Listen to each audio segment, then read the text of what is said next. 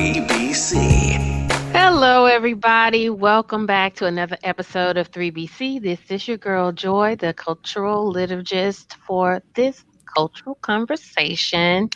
And not to overuse culture, but today's episode is for the culture, featuring Ash. And we're going to get into the music. We're celebrating also Black Music Month. And we got to have the ladies in the place when we talk about Black Music Month because ain't no Black music without Black women.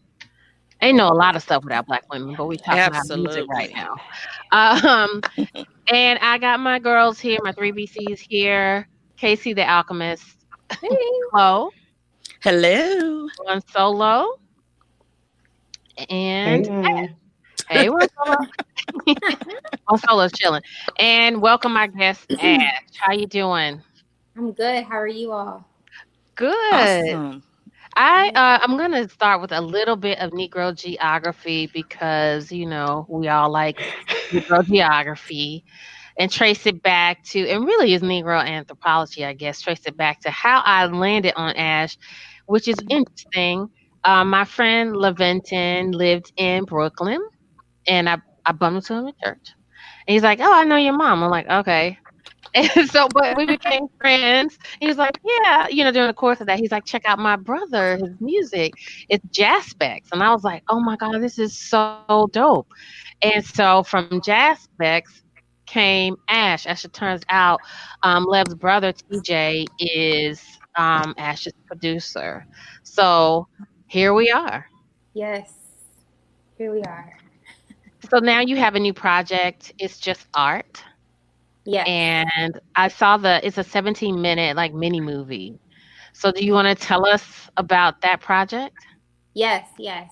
First of all, thanks so much for having me, and I love the history of Leventon and Terrence. So, yeah, last year, well, in 2017, I opened up for an artist named PJ Morton. I went on 20 cities of his world tour, and at the time, I had 2 EPs. I just spent several years singing background for Janelle Monáe, and knew it was time to, gotta move to another season in life and put out records and continue to create art authentically and just work hard. And so I ended up getting the tour. And while I was on tour, of course, I was inspired and started putting records together and writing songs, and dropped an album in 2019 called It's Just Art Special Edition. It went number 4 on iTunes R&B charts. And I'm a flight attendant too, so I'm traveling and creating and just doing shows when I can, and just always just trying to stay real and connected to the art.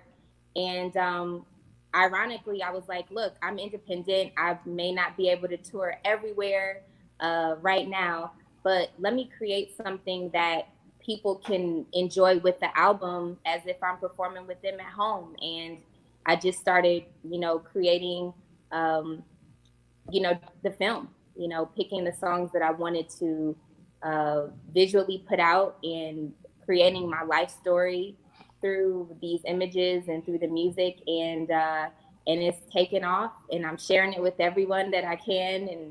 And it's really been a blessing just watching it grow. It's very well done. Thank you. Yeah, it looks great. Did you get she's from OKC. Yes, KC. I was born in Oklahoma City. Yeah. So KC is in OKC. KC the Alchemist is representing for you. Well, NBA season is almost upon us, so I gotta get my body shaped back into my tee. It's been hanging in the closet for so long. It's just straight up and down. I needed to reform. How long did you live here, Ash? I was born there, so I lived there until I was about 2. My mom was an air traffic controller, and when my parents divorced, we moved to Cleveland. So I was a little tyke, and we left the city and moved to Cleveland, Ohio. So not long. Okay, was she Air Force?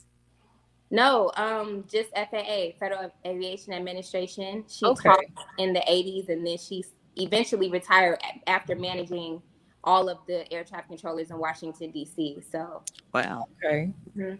So when you were in Cleveland, were you, because Cleveland's not just some dry, dusty, gusty place. What kind of cultural influences were you surrounded by in Cleveland? I'll be honest, and it was survival. My parents were split, and I had a little brother and then a brother who was like 16 years older than me. So I was writing music as an escape. I went through a lot as a child, and writing was my way to express because I didn't talk much. And so honestly, it's like just like your best friend, like God or that, so that was really what influenced me because I got straight out of there as soon as I could and went to Spelman, So it was really surviving. I think a lot of us find our art, our voice in art through just getting through life, which is enough. Right. Everyday living and trying to get out of school and trying not to make the wrong choice and, and trying to be heard. So that was really my influence in Cleveland. Cleveland was a passing through for me. It's a catalyst, right? Yeah. Now I saw that you were a theater major in Spelman. So how did you get interested in theater? It seems like you're a multi-hyphenated type of artist. Yeah. To be honest, I was the first kid to go to college. My mom, was recruiting for air traffic controllers in the 70s, and she was Black, and she was like, I know I can do this. I know I'm Black, but give me a chance. So she is brilliant and matriculated through her career without having, obtain a 4-year degree. So I was the first. I didn't know what to do. I knew I was an artist. I did Glee Club. That wasn't really my vibe. I write pop records, and I'm a Black girl in, 2000 at Spelman. So, a lot of it was just, I want to perform. You're going to have to know how to create a stage, even as a singer. And I humbled myself and rolled my sleeves up, and I did a little Glee Club, and theater kind of helped shape me as the visual portion of what it means to be a performer. And so that was my hubby, and it taught me a lot about really connecting with people outside of just singing, so that's why I eventually landed on theater as my major and wrote it out. Was your mom like, oh, how you gonna make money though? Yeah. She's like, supported. She was like, yeah, she was like, yeah, I don't make no money. Nina Simone wanted her to sing background for her. My mom's a great singer, but she's from Carroll, Illinois. We're not like literally not far from slavery. She picked cotton, so she survived. She survived. And so that was what I learned from her. So it wasn't something she could even see. It's like she knew I was talented, but she wanted to do it. It didn't pan out that way for her. So it was a lot of, okay, all right, keep going. And it was a lot of willpower. I didn't really have a lot of support, but I know that parents love you and they ultimately want you to succeed. So you have to get out of like I wish somebody would give me some support and support yourself, and so I just pushed through, and found my motivation within, and they love you the best way they know how. Right. I'm sorry, One Solo. Go ahead. I'm sorry, girl. Go ahead. So Ash, I was curious. I'm hanging out over here with little kids, so everybody knows I'm hiding from them right now. But one of them is an 8-year-old who's brilliant. I mean, just a brilliant artist, draws, like dance, everything. And she just said in kindergarten and first grade that school was horrible for her. And I thought to myself, but you're an artist. And you tell people you're not weird, you're not strange, you're different because you're an artist. And I thought, I'm going to start to ask every artist I meet, what was early school like for you? Wow. It was unique. I was like in the gifted and talented program. And I always I don't hate, but when you deal with race, I think all of us know we're really not far removed from, from slavery, you know what I'm saying? And just Jim Crow, so I think we're so close to just survival mode that sometimes your parents don't know, especially those of us like 80s, 90s kids. Now you can recognize that in your child and you're like, okay, there's actually hope. Like there's possibility. We've seen it happen regularly and we can build this kind of like village around them, regardless of what they're going through in school, to push them to their best potential. Now our kids are encouraged to live out loud and encouraged to not be shy and mute and just do your part. So it was different for me in that it just didn't exist. You know, I was just creating, whether it was drawing graffiti or it was writing songs or talking to myself or, you know, trying to create girl groups at 9 years old and being inspired and just believing, you know. So it had its ups and downs. You do stand out. You do feel alone. I think that's the artist's plight. We're always like, oh, in our head, and we're just unique. We're unicorns, you know. So it had its ups and downs, but I always go back to whatever that thing was, that mustard seed. Like I just believed and I just chased it, you know, throughout life, you know. So whoever the baby is, I would just say, good morning, unicorn. Good afternoon. Like, I hope you continue to be inspired and to continue to create and, you know, find your voice and let that voice evolve and be excited about how different you are. There's nothing wrong with that. Yes. And you can let her listen to this podcast because that's excellent advice. This is one of our rated, you know, we kept it G. This is a PG one, so she can actually because the other ones, not so much. Not so much. So, Ash, I'm curious about when you were talking about girl groups. Who, if you were to put a girl group together today, who would be your ideal girl group? You mean for me to enjoy their entertainment? For you to be a part of? None. Yes. Okay. Independent. I did a show called Chasing Destiny with Kelly Rowland a few years ago on BET where they put this girl group together. Yes.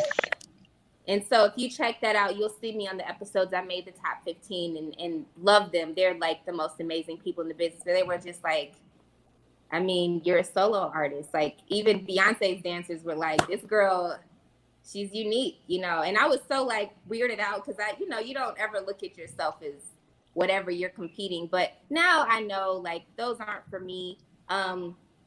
I do love creating and collaborating. I would write for anyone. Like it's a gift from God. I can write songs in my sleep. But a girl group now, I don't think so. If you could write a song for someone, who would you want to write a song for? Who inspires you? Who inspires me?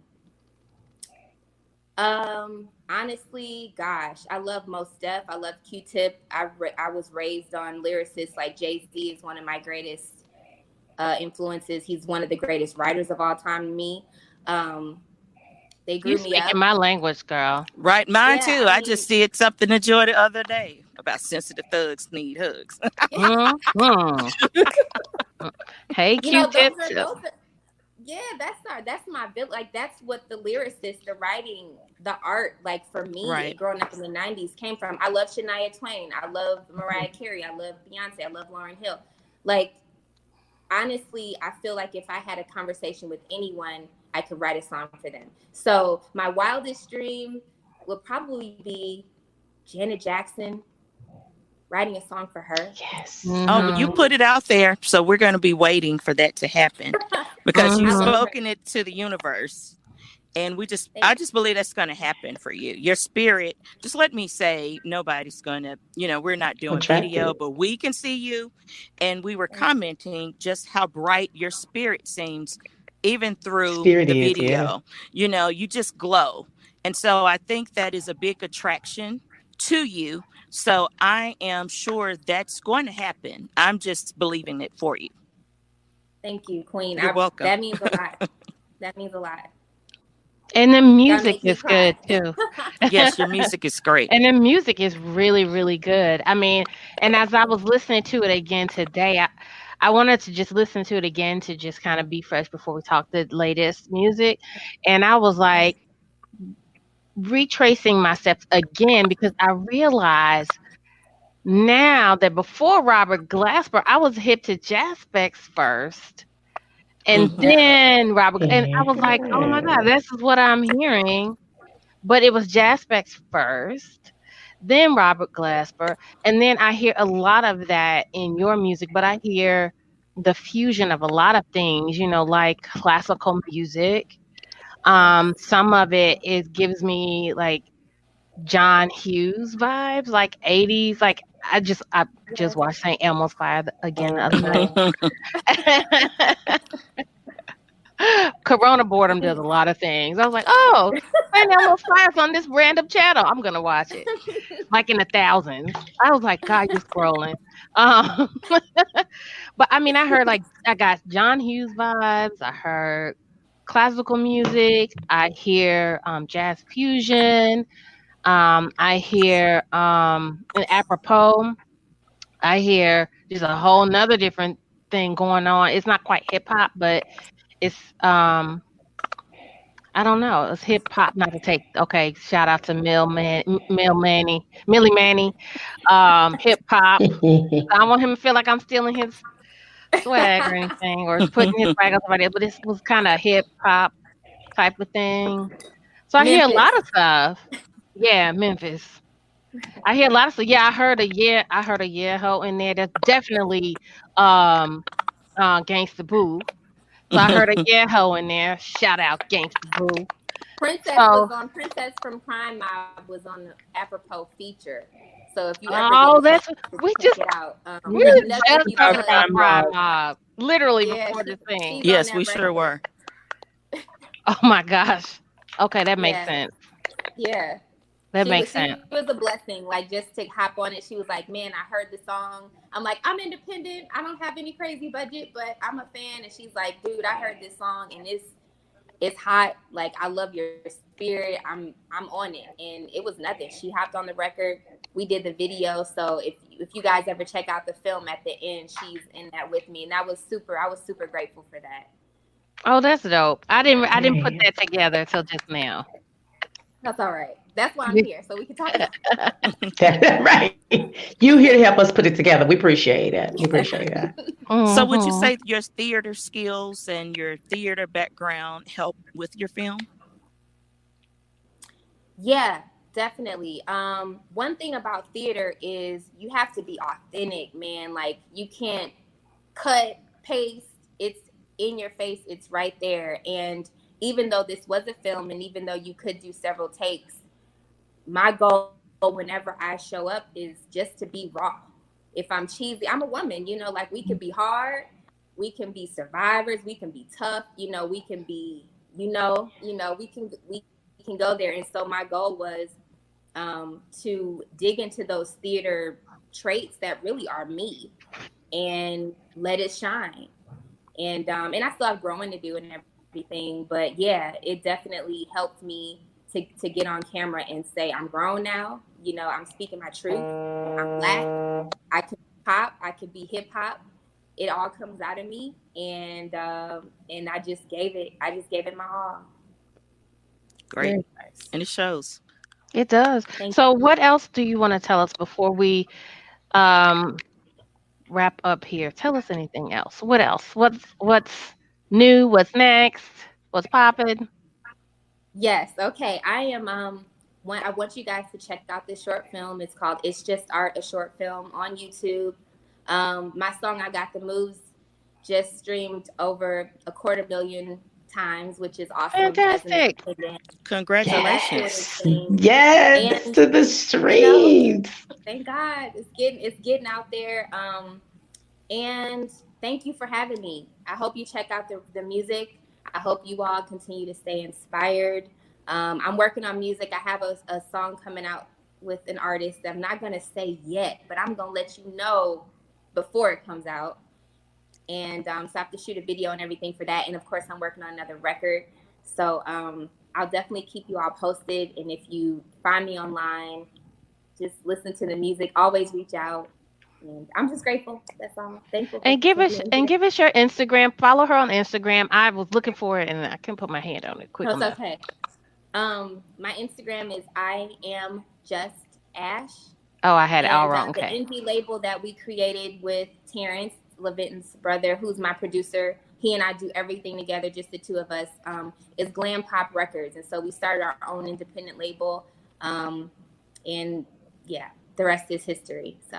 So it's follow Ash at I am just Ash with a $sign on Instagram, and Glam Pop Records, and pick it up on Spotify. She has a really solid catalog of music on Instagram. I mean, on Spotify, going back to I think 2015 or 2016. So all of that is on there for you to 2015, and so all of that is on there for you guys to check out. And it is, I mean, it runs the gamut. I love the fusion of sounds. Keep doing what you do. I think it's wonderful. Thank you, and thank you for joining us. Check it out, y'all, and check out the 17-minute mini movie. It's just art. Thank you again to Ash. Thank you again to One Solo, KC the Alchemist, and Chloe. You have been listening to 3BC, powered by the Kudzukian Network. Take care, wash your hands, and mask up, please. 3BC, recorded at Kudzukian Studios, directed, produced, and distributed by Kudzukian. Join the conversation at facebook.com/3BC.